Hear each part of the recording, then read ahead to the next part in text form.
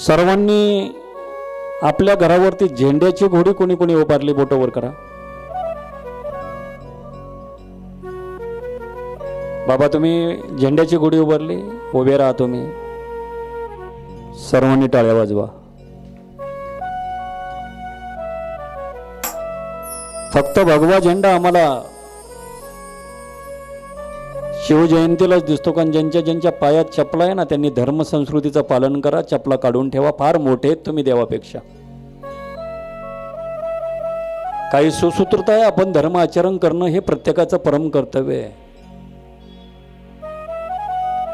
देव धर्म आचरण करणाऱ्याच्या पाठीमाग आहे, पण देखाव्याच्या पाठीमाग नाही. संत सज्जनो, माझा स्वामी कधी जातीभेद मानला नाही,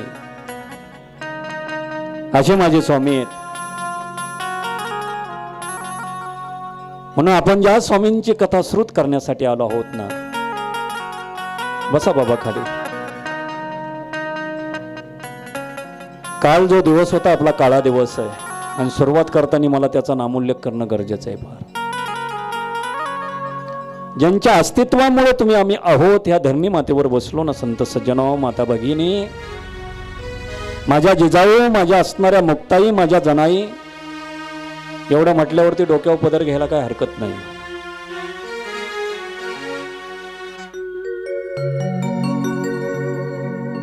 एकविसाव्या शतकात आम्ही विज्ञान युगात जगतोय.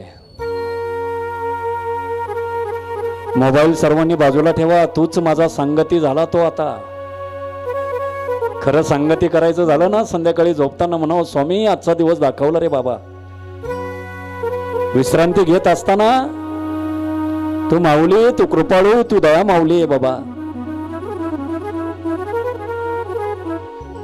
जाऊन बघा मंचरला, महाराष्ट्रातलं एकमेव स्थान असेल आणि भारत वर्षामध्ये आता मंचर पेठेमधनं चालू असलेली हिंदू नवीन वर्षाची गुढीपाडव्याची शोभायात्रा. मगाशी इथं 10-5 कार्यकर्ते होते. बापू कुठे गेलेत? पण बजरंग दलाच्या मार्गदर्शनाखाली अनेक वर्षे उपक्रम राबवला जातो का? गोठ्यातल्या गायीचं संरक्षण झालं पाहिजे, माझ्या माता भगिनीची कोणी छेड काढली नाही पाहिजे. असणारं विश्व हिंदू परिषद आयोजित असणाऱ्या बजरंग दल मोठ्या असणाऱ्या धैर्याने आणि निर्भीडपणे कार्यरत आहे.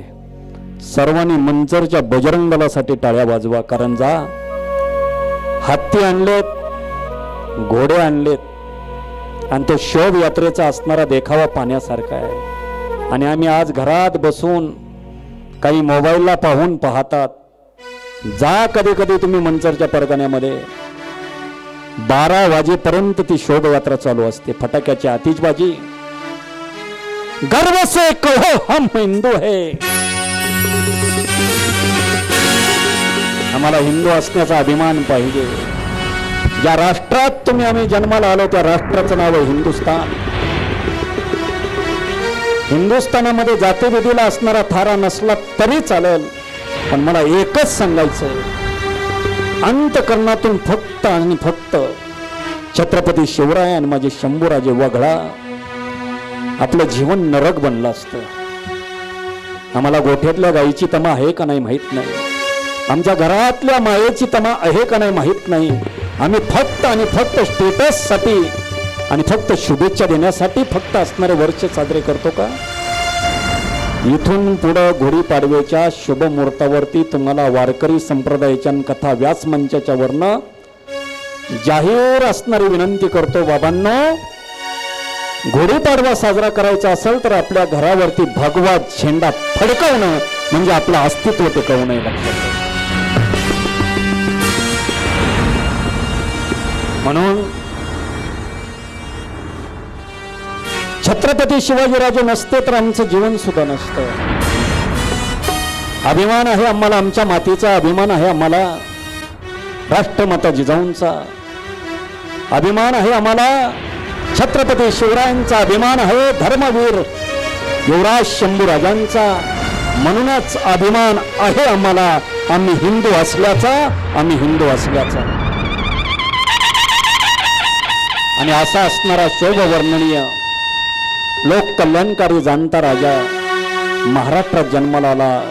छत्रपती शिवरायांना वंदन.